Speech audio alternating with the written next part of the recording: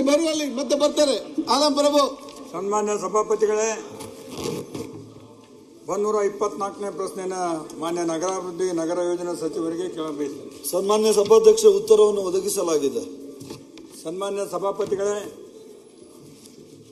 ಉತ್ತರವನ್ನು ಒದಗಿಸಿದ್ದಾರೆ. ನಾನು 4 ಪ್ರಶ್ನೆಗಳಿಗೆ ಕೊಟ್ಟಿದ್ದಾರೆ. ಆದರೆ ಅವರೇ ಹೇಳಿದ್ದಾರೆ, ನಮ್ಗೆ ಈಗಾಗಲೇ ಕಲಬುರಗಿ ನಗರಕ್ಕೆ ಪೂರೈಕೆ ಮಾಡುತ್ತಿರುವ ಭೀಮಾ ನದಿಯ ಮೂಲದ ಬೇಸಿಗೆ ಕಾಲದ ನೀರಿನ ಹರಿವಿಕೆ ಪ್ರಮಾಣ ಕಡಿಮೆಯಾದಾಗ ಮೂಲ ಸ್ಥಾವರದ ಮೇಲ್ಭಾಗದಲ್ಲಿ ಗ್ರಾಮಗಳಿಂದ ಹರಿದು ಬರುತ್ತುವ ತ್ಯಾಜ್ಯ ನೀರು ನೈಸರ್ಗಿಕ ನಾಲಾ ಮೂಲಕ ನದಿ ಪಾತ್ರಕ್ಕೆ ಸೇರುವ ಕಚ್ಚಾ ನೀರು ಕಲುಷಿತವಾಗುವ ಸಂಭವವಿದೆ.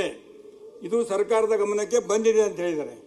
ಇಂಥ ಕಲುಷಿತವಾದಂಥ ನೀರು ಇವತ್ತು ನಮ್ಮ ಕಲಬುರಗಿ ಜನ ಕುಡಿತಾ ಇದ್ದಾರೆ. ಸಭಾಧ್ಯಕ್ಷರೇ, ಮಾನ್ಯ ಮಂತ್ರಿಗಳು ಸಾಕಷ್ಟು ಸಲ ಇದ್ರ ಬಗ್ಗೆ ನಾನು ಅವ್ರ ಗಮನಕ್ಕೆ ತಂದಿದ್ದೇನೆ. ಅವರು ಕೂಡ 2-3 ಮೀಟಿಂಗ್ ಮಾಡಿದ್ದಾರೆ, ಗುಲ್ಬರ್ಗ ಬಂದು ಕೂಡ ಹೇಳಿದ್ದಾರೆ. ಆದರೆ ಇವತ್ತಿನವರೆಗೂ ಕೂಡ ಇವತ್ತು ಸಂಪೂರ್ಣ ಕಲುಷಿತವಾದಂಥ ನೀರನ್ನು ಬರ್ತಾ ಇದೆ. ಸನ್ಮಾನ್ಯ ಸಭಾಧ್ಯಕ್ಷರಿದು ಪ್ರಶ್ನೆ ಏನಿದೆ ಅಂದರೆ, ಸಮಸ್ಯೆ ಏನಿದೆ ಅಂದರೆ, ಗುಲ್ಬರ್ಗಕ್ಕೆ ಭೀಮಾ ನದಿಯಿಂದ ನೀರು ಸಪ್ಲೈ ಆಗ್ತದೆ.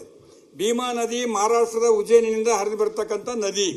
ಭೀಮಾ ನದಿ ಮಹಾರಾಷ್ಟ್ರದವರು ಅದನ್ನು ಡೈವರ್ಟ್ ಮಾಡಿ ಸೀನಾ ನದಿಗೆ ನದಿ ನೀರನ್ನು ತೆಗೆದುಕೊಂಡು ಹೋಗಿದ್ದಾರೆ. ಭೀಮಾ ನದಿಗೆ ಬರ್ತಕ್ಕಂಥ ನೀರು ಬ್ಯಾರೇಜ್ಗಳಿಗೆ ಸಂಗ್ರಹ ಆಗ್ತಕ್ಕಂಥ ನೀರು ಅಪ್ಪರ್ ಕೃಷ್ಣಾ ಪ್ರಾಜೆಕ್ಟ್ನಿಂದ ಈ ಕವಳಿ ಗದ್ದಿಗೆ ಬಿಟ್ಟು ಗೊಬ್ಬರ ಸಿಂಪಡಣೆ ಇದ್ರೆ ಎಲ್ಲನಿಂದ ವೇಸ್ಟ್ ವಾಟರ್ ಏನಪ್ಪ ಅಂದ್ರೆ ಎಸ್ಕೇಪ್ ಮೂಲಕ MBC, IBC, SDG ನೀರು ಹರಿದು ಬರ್ತದೆ, ಅದನ್ನು ನಿಂತಿರ್ತದೆ. ಇನ್ನೊಂದು ಗುಲ್ಬರ್ಗದಿಂದ ಏನು ಜನರ ತ್ಯಾಜ್ಯ ನೀರು ಏನಪ್ಪ ಅಂದ್ರೆ ಅದನ್ನು ಕೂಡ UGD ನೀರು ಏನಪ್ಪ ಅಂದ್ರೆ ಭೀಮಾ ನದಿಗೆ ಸೇರ್ತದೆ. ಇದರಿಂದ ಅಲ್ಲಿ ನೀರು ಕಡಿಮೆ ಆದಾಗ ಬ್ಯಾರೇಜ್ನಲ್ಲಿ ಹೂಳು ತುಂಬಿದ ಕಾರಣ ಕಲುಷಿತವಾದಂಥ ನೀರು ಕುಡಿಲಿಕ್ಕೆ ಸಪ್ಲೈ ಆಗ್ತಾ ಇದೆ. ಇದು ಯಾರೂ ಕುಡಿತಾ ಇಲ್ಲ. ಭಾಳಷ್ಟು ತೊಂದರೆ ಇದ್ದಾರೆ ಗುಲ್ಬರ್ಗದಲ್ಲಿ ಜನ. ನಾವು ಖನಿಜಪಾತಿ ಮೇಡಮ್ ಅವರು 3-4 ಸಲ ಹೋಗಿ ಬಂದರೂ ಕೂಡ ಇದಕ್ಕೆ ಪರಿಹಾರ ಇಲ್ಲ. ಒಂದು ಭೀಮಾ ನದಿಗೆ ಎರಡನೇದು ಬೆಣ್ಣೆ ತೋರದಿಂದ 72 ನೀರು ಏನಪ್ಪ ಅಂದ್ರೆ ತರಲಿಕ್ಕೆ ಪ್ರಯತ್ನ ಮಾಡಬೇಕು. ಆಯ್ತು, ಅವ್ರು ಏನು ಕೊಟ್ಟಿದ್ದಾರೆ ಸಭಾಧ್ಯಕ್ಷರು ಉತ್ತರ ನಮ್ಮ ಮಂತ್ರಿಗಳು ಒಮ್ಮೆ ಹೇಳ್ತೀನಿ ನಾನು. ಈಗ ನೀರನ್ನು ಆ ಬ್ಯಾರೇಜ್ ಕೆಳಗಡೆ ಬಿಡ್ತಕ್ಕಂಥ ರೀತಿಯಲ್ಲಿ ಇನ್ನೂ 1 ವರ್ಷ ಬೇಕಾಗ್ತದೆ. ಆ ನೀರನ್ನು ತೆಗೆದು ಭೀಮಾ ನದಿ ಕೆಳಗಡೆ ಬಿಡ್ತದೆ ಅಂದರೆ ಈಗ ಮೊದಲೇನಪ್ಪ ಅಂದ್ರೆ ಹೂಳು ಎತ್ತಕ್ಕಂಥದ್ದು ಇನ್ನೊಂದು ಬ್ಯಾರೇಜ್ ಹೊಸ 4 ವರ್ಷಗಳ ಹಿಂದೆ ಅದು ಬ್ಯಾರೇಜ್ ಕಟ್ಟಿದ್ದು, ಅದನ್ನೆಲ್ಲ ಒಡೆದು ನೀರು ಸೋರ ಹೋಗ್ತಾ ಇದೆ. ಅದು ಹೂಳು ಕೂಡ ತುಂಬಿದೆ. ಅದನ್ನು ಹೊಸ ಬ್ಯಾರೇಜ್ ಮಾಡಿ ಮೇಲ್ಗಡೆ ಹೊಸ ಬ್ಯಾರೇಜ್ ಮಾಡಿ ಈ ಗುಲ್ಬರ್ಗದಿಂದ ಹರಿದು ಬರ್ತಕ್ಕಂಥ ನೀರು ಕೆಳಗಡೆ ಬಿಟ್ಟು ಬೆಣ್ಣೆ ಕಥೆಯಲ್ಲಿ ಆದ ಮೇಲಿಂದ ಕೆಳಗೆ ನೀರು ಮೇಲಿಂದ ಕೆಳಗೆ ಬರ್ಬೇಕೀಗ. ಈಗ ಉತ್ತರ ಕೊಡಿ ಸಭಾಧ್ಯಕ್ಷರೇ. 2 ಪ್ರಶ್ನೆ, ಇನ್ನೊಂದು ಪ್ರಶ್ನೆ ಇದೆ ನಿಮ್ದು. ಸುಮ್ಮನೆ ಪ್ರಶ್ನೆ ಕೇಳುವ ಎಲ್ಲಂಟಿದವರು ಬಹಳ ಸ್ಲೋ ಆಗಿ ಹೋಗ್ತಾ ಇದ್ದಾರೆ. 6,000 ಚಿಲ್ಲರ್ ಮನೆಗಳಿಗೆ ಸಪ್ಲೈ ಮಾಡಬೇಕು, ಕೇವಲ 2,700 ಮನೆಗಳಿಗೆ ಕನೆಕ್ಷನ್ ಕೊಟ್ಟರು, ಇನ್ನೂ ಕಂಪ್ಲೀಟ್ ಆಗಿಲ್ಲ. ತಾವೇ ಒಂದ್ಸಲ ಎಕ್ಸ್ಟೆನ್ಷನ್ ಮಾಡಿ ಬಂದಿರಿ. 2025ರಲ್ಲಿ ಮುಗಿಬೇಕಾಗಿತ್ತು ಅದು. ಸನ್ಮಾನ್ಯ ಮಂತ್ರಿಗಳು ಬಂದು ಅವ್ರಿಗೆ ಇನ್ನೂ 1 ವರ್ಷ ಹೆಚ್ಚಿಗೆ ಕೊಡ್ತೀನಪ್ಪ ಮಾಡ್ರಿ. ಆದರೂ ಅವರು ಬಹಳ ಮಂದಗತಿಯಲ್ಲಿ ಮಾಡ್ತಾ ಇದ್ದಾರೆ. ಕುಡಿಯುವ ನೀರಿನ ಸಮಸ್ಯೆ ಗುಲ್ಬರ್ಗ ಜಿಲ್ಲೆಗೆ ಬ್ಯಾಸಿಗೆ ಇದೆ, ಹಳ್ಳಿಗಳಲ್ಲಿ ಕೂಡ ಅಷ್ಟೇ ತೊಂದರೆ ಇದೆ. ದಯಮಾಡಿ ಮಂತ್ರಿಗಳು ಬಂದಿದ್ರ ಬಗ್ಗೆ ಗಮನ ಹರಿಸಿ ಒಂದು ಶುದ್ಧವಾದಂತಹ ಕುಡಿಯುವ ನೀರಿನ ವ್ಯವಸ್ಥೆ ಮಾಡಬೇಕು. ಬೆಣ್ಣೆ ತೋರದಿಂದ ನೀರು ಸಪ್ಲೈ ಮಾಡಿದ್ರೆ ಮಾತ್ರ ಶುದ್ಧ ನೀರು ಬರ್ತದೆ. ಭೀಮಾ ನದಿ ಸಾಧ್ಯ ಇಲ್ಲ ಅಂತ ಪ್ರಶ್ನೆ. ಮಾನ್ಯ ಸಭಾಧ್ಯಕ್ಷರೇ, ಈಗ ಸದಸ್ಯರು ಕೇಳಿದ್ದಾರೆ, ಅದು ಸತ್ಯ ಇದೆ ಸಭಾಧ್ಯಕ್ಷರೇ. ಈ ನಂದಿಕೂರು ಗ್ರಾಮದ ಹತ್ರ ರೊಚ್ಚು ನೀರಿನ ಸಂಸ್ಕರಣಾ ಘಟಕ ಕೆಲವು ಕಾಂಪೋನೆಂಟ್ ದುರಸ್ತಿ ಇದೆ ಸಭಾಧ್ಯಕ್ಷ, ಅದನ್ನು ರೆಡಿ ಮಾಡಿಸ್ತಾ ಇದ್ವಿ ಸಭಾಧ್ಯಕ್ಷ. ಅದಾದ ನಂತರ ಈ ಮೇಲ್ಭಾಗದಲ್ಲಿ ಕೆಲವು ಗ್ರಾಮಗಳಿಂದ ನೈಸರ್ಗಿಕವಾಗಿ ಅದು ಡೌನ್ ಇರೋದ್ರಿಂದ ಸಭಾಧ್ಯಕ್ಷ ಅಲ್ಲಿ UGD ವ್ಯವಸ್ಥೆ ಇಲ್ಲದೆ ಇರೋದ್ರಿಂದ ಈ ನದಿಗೆ ನೀರು ಬಿಟ್ಬಿಟ್ಟಿದ್ದಾರೆ ಸಭಾಧ್ಯಕ್ಷ. ಅದನ್ನು ಸಹ ನಾವು ರೆಡಿ ಮಾಡ್ತಾ ಇದ್ವಿ ಸಭಾಧ್ಯಕ್ಷ. ಮತ್ತು ಈ ಭೀಮಾ ನದಿ ಬೇಸಿಗೆ ಕಾಲದಲ್ಲಿ ನೀರು ಹರಿಯುವಿಕೆ ಈ ಪ್ರಮಾಣ ಕಮ್ಮಿ ಆಗಿರೋದ್ರಿಂದ ಸಭಾಧ್ಯಕ್ಷ, ಮಳೆ ಸಮಸ್ಯೆ ಬೇಸಿಗೆ ಆಗಿರೋದ್ರಿಂದ ಅದೂ ಸ್ವಲ್ಪ ಇಲ್ಲಿ ಹಳೆ ವ್ಯವಸ್ಥೆ ಇದೆ ಸಭಾಧ್ಯಕ್ಷ, ಅದು ಶಿಥಿಲಾವಸ್ಥೆ ಇದೆ ಸಭಾಧ್ಯಕ್ಷ. ಈಗ ನಾವು ಹೊಸ ಬಜೆಟ್ನಲ್ಲಿ ಸಭಾಧ್ಯಕ್ಷರೇ ಇದಕ್ಕೆಲ್ಲ ಶಾಶ್ವತವಾದ ಪರಿಹಾರ ಆಗಬೇಕು ಅಂತ ಹೇಳಿದ್ರೆ ನಾರಾಯಣಪುರ ಬ್ಯಾರೇಜಿಂದ ಸಭಾಧ್ಯಕ್ಷ ಸುಮಾರು 1,800 ಕೋಟಿ ರೂಪಾಯಿ ದುಡ್ಡು ಬೇಕಾಗ್ತದೆ ಸಭಾಧ್ಯಕ್ಷ. DPR ಮಾಡಲಿಕ್ಕೆ ಈಗಾಗಲೇ ನಾವು ಹೇಳಿದ್ವಿ ಸಭಾಧ್ಯಕ್ಷ. ಸಮಗ್ರ ಗುಲ್ಬರ್ಗ ನಗರಕ್ಕೆ ಈ ನಾರಾಯಣಪುರ ದಂಡೆಯಿಂದ ನೀರು ತಗೊಬರುವಂಥ ವ್ಯವಸ್ಥೆ ನಾವು ಮಾಡ್ತಾಯಿದ್ವಿ ಸಭಾಧ್ಯಕ್ಷ. ಅದು ಸ್ವಲ್ಪ ಲೇಟ್ ಆಗ್ತದೆ ಸಭಾಧ್ಯಕ್ಷರೇ. ಆದ್ದರಿಂದ ತಕ್ಷಣಕ್ಕೆ ಈಗ ಸಭಾಧ್ಯಕ್ಷ 10 ಕೋಟಿ ರೂಪಾಯಿ KKRDB ಹಣ ಇದೆ ಸಭಾಧ್ಯಕ್ಷ. ಅಲ್ಲಿ ಒಂದು ಮಲ್ಟಿ ಲೆವೆಲ್ ಕಾರ್ ಪಾರ್ಕಿಂಗ್ ಮಾಡೋಕ್ಕೆ ಕೊಟ್ಟಿದ್ದೆ ಸಭಾಧ್ಯಕ್ಷ. ಆ ಪ್ರಾಜೆಕ್ಟನ್ನು ಕ್ಯಾನ್ಸಲ್ ಮಾಡಿ ಅದ್ರ ಬದಲು ಈ ಮೈನರ್ ಇರಿಗೇಷನ್ ಅವರು ಸಪ್ರೇಟಾಗಿ ಈಗ ಅಲ್ಲಿ ಡ್ಯಾಮ್ಗೆ ನೀರು ಹೋಗ್ದಿದ್ದಂಗೆ ಅವರೇನೆ ಒಂದು ವ್ಯವಸ್ಥೆಯನ್ನು ಮಾಡ್ತಾ ಇದ್ದಾರೆ ಸಭಾಧ್ಯಕ್ಷರೇ. ಮತ್ತು ನಮ್ಮ ಇಲಾಖೆಯಿಂದ ನಾನು STP ರಿಪೇರಿ ಮಾಡ್ತಾ ಇದ್ದೀವಿ ಸಭಾಧ್ಯಕ್ಷರೇ. 3 ಕೋಟಿ ರೂಪಾಯಿ ಆಗ್ತದೆ ನಂದಿಕೂರ ಗ್ರಾಮದಲ್ಲಿ, ಅದನ್ನು ನಾವು ಮಾಡ್ತಾ ಇದ್ದೀವಿ ಸಭಾಧ್ಯಕ್ಷರೇ. ಈಗ ಮೈನರ್ ಇರಿಗೇಷನ್ ಮತ್ತು ನಾವು ಇಬ್ಬರು ಸೇರಿ ಸುಮಾರು 13 ಕೋಟಿ ವೆಚ್ಚದಲ್ಲಿ ಯಾವುದು ಗ್ರಾಮಗಳಿಂದ ಬರ್ತಾ ಇರುವಂಥ ನೀರನ್ನ ಸಪ್ರೇಟಾಗಿ ಈ ಕುಡಿಯೋ ನೀರಿನ ವ್ಯವಸ್ಥೆ ಹತ್ರಕ್ಕೆ ಹೋಗ್ತದೆ, ಪೂರ್ತಿ ಹೋಗಲ್ಲ ಸಭಾಧ್ಯಕ್ಷ, ಕೆಲವೊಂದು ಭಾಗ ಹೋಗೋದಷ್ಟೇ. ಆ ನೀರು ಸಹ ಅಲ್ಲಿ ಹೋಗಬಾರ್ದು ಅಂತ ಹೇಳಿ ಮೈನರ್ ಇರಿಗೇಷನ್ ಮತ್ತು ನಾವು ಇಬ್ಬರೂ ಸೇರಿ ಈಗ ಪ್ರಾಜೆಕ್ಟ್ ತಗೋತಾ ಇದ್ದೀವಿ ಸಭಾಧ್ಯಕ್ಷ. ಹಣನೂ ಈಗ ಒದಗಿಸಿದ್ದೀವಿ ಸಭಾಧ್ಯಕ್ಷ. ಈ ಏಪ್ರಿಲಲ್ಲಿ ನಾವು ಕೆಲಸ ಸ್ಟಾರ್ಟ್ ಮಾಡ್ತಾ ಇದ್ವಿ ಸಭಾಧ್ಯಕ್ಷ. ಅದಾದ ನಂತರ ಕುಡಿಯೋ ನೀರು ಕೇಳಿದ್ರು ಸಭಾಧ್ಯಕ್ಷ. ಈಗಾಗಲೇ ಸುಮಾರು 800 ಕೋಟಿ ರೂಪಾಯಿ ವೆಚ್ಚದಲ್ಲಿ ಸಭಾಧ್ಯಕ್ಷರೇ ಗುಲ್ಬರ್ಗ ನಗರಕ್ಕೆ ನೀರು ಕೊಡುವಂಥ ವ್ಯವಸ್ಥೆ ಈ LNTಯಿಂದ ಮಾಡಿದ್ವಿ ಸಭಾಧ್ಯಕ್ಷರೇ. ಅದರಲ್ಲಿ 40% ಫೈನಾನ್ಸ್ ನಾವು ಇದು ಮಾಡಿದ್ವಿ, ಇನ್ನೊಂದು 55% ಕೆಲಸ ಆಗಿದೆ, ಅದು 40% ದುಡ್ಡು ಕೊಟ್ಟಿದ್ವಿ ಸಭಾಧ್ಯಕ್ಷರೇ.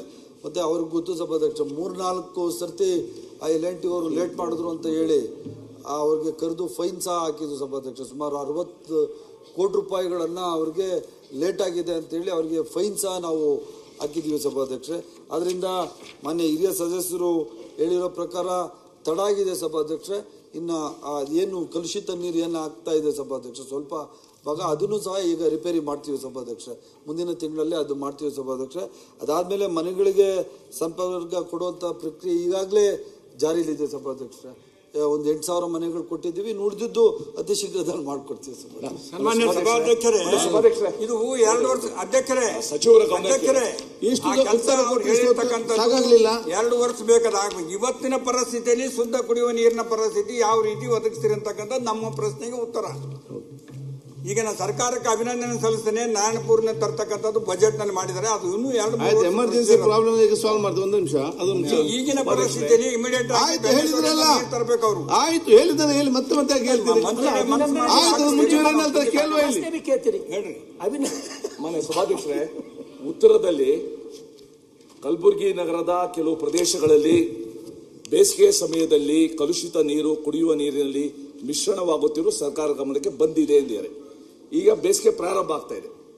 ತಮ್ಗೆ ಗೊತ್ತಿದೆ, ಇಂದೂರಿನಲ್ಲಿ ಇದೇ ಮಿಶ್ರಿತ ನೀರಾಗ್ಬಿಟ್ಟು ಡೆತ್ ಆಗಿದೆ. ಯಾವುದೇ ನಾಗರಿಕನಿಗೆ ಶುದ್ಧ ಕುಡಿಯುವ ನೀರು ಒಂದು ಫಂಡಮೆಂಟಲ್ ರೈಟ್, ಶುದ್ಧ ಕುಡಿಯುವ ನೀರು ಕೊಡಬೇಕು. ನೀವು ಪರಿಹಾರ ದೃಷ್ಟಿಯಿಂದ ಅವ್ರ ಕಾರಣ ಏನು ನೀಡಿದ್ದೀರಾ? ಭೀಮಾ ನದಿಯ ಮೂಲ ಸ್ಥಾವರದ ಮೇಲ್ಭಾಗದಲ್ಲಿ ಗ್ರಾಮಗಳಿಂದ ನೈಸರ್ಗಿಕ ನಾಲದಲ್ಲಿ ಹರಿದು ಬರುತ್ತಿರುವ ತ್ಯಾಜ್ಯ ನೀರು ಅಂತ ಹೇಳಿದ್ದಾರೆ. ಅದಕ್ಕೆ ಪರಿಹಾರ ಏನು ತೋರಿಸಿದ್ದೀರಾ? ನೈಸರ್ಗಿಕ ನಾಲದಲ್ಲಿ ಹರಿದು ಬರುತ್ತಿರುವ ತ್ಯಾಜ್ಯ ನೀರನ್ನು ಬ್ಯಾರೇಜಿನ ತಳಭಾಗದಲ್ಲಿ ಹರಿದು ಹೋಗುವಂತೆ ಯೋಜನೆ ರೂಪಿಸಲು ಮೈನರ್ ಇರಿಗೇಷನ್ ಇಲಾಖೆಯನ್ನು ಕೋರಲಾಗಿತ್ತು. ಫೈನ್.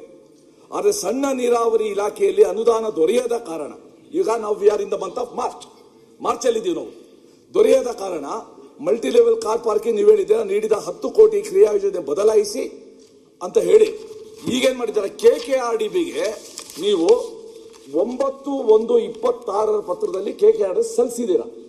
ಅದಕ್ಕೂ ಅನುಮೋದನೆ ಸಿಗದು ಯಾವಾಗ, ರಿಪೇರಿ ಆಗದು ಯಾವಾಗ?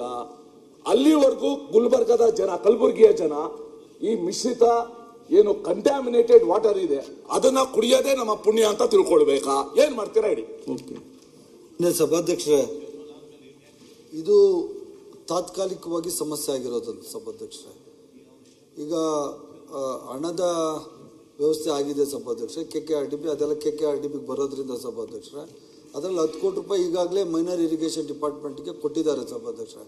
ಮತ್ತು ಎಲ್ಲೆಲ್ಲಿ ಕಲುಷಿತ ನೀರಾಗ್ತಾ ಇತ್ತು ಅಲ್ಲಿ ನಾವು ಈ ನೀರು ಕೊಡ್ತಾ ಇಲ್ಲ ಸಭಾಧ್ಯಕ್ಷ. ಬೋರ್ವೆಲ್ಗಳಿಂದ ಟ್ಯಾಂಕರ್ಗಳಿಂದ ನೀರು ಸಹ ಕೊಡ್ತಾ ಇದ್ದಾರೆ ಸಭಾಧ್ಯಕ್ಷ. ಅವ್ರಿಗೆ ಗೊತ್ತಿದೆ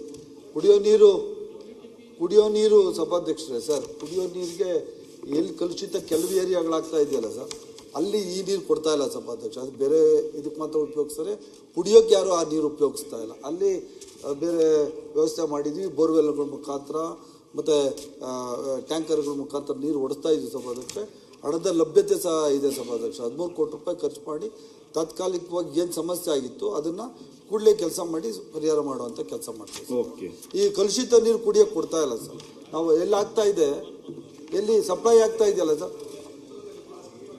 ಆಯ್ತು, ಕ್ಷಣವಾಗುತ್ತಿರುವುದು ಅಂತ. ಕುಡಿಯೋ ಕುಡಿಯೋ ನೀರಿನಲ್ಲಿ ನೀರಿನಲ್ಲೇ. ಎಕ್ಸಾಕ್ಟ್ಲಿ ಸರ್ ಅದೇನೆ ಕುಡಿಯೋ ನೀರು ಪೈಪಲ್ಲೇ ಬರ್ತಾಯಿತ್ತು, ಆದರೆ ಕುಡಿಯೋ ನೀರು ಜನಗಳು ಉಪಯೋಗಿಸಬಾರ್ದು ಅಂತ ಹೇಳ್ತಾ ಇದೀವಿ.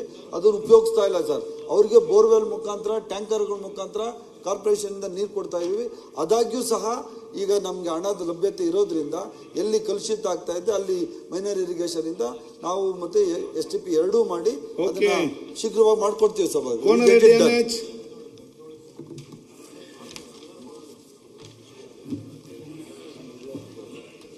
ಮಾನ್ಯ ಬೃಹತ್ ಮತ್ತು ಕೈಗಾರಿಕಾ ಸಚಿವರನ್ನ ಕೇಳಲಿಕ್ಕೆ ಬಯಸ್ತೇನೆ.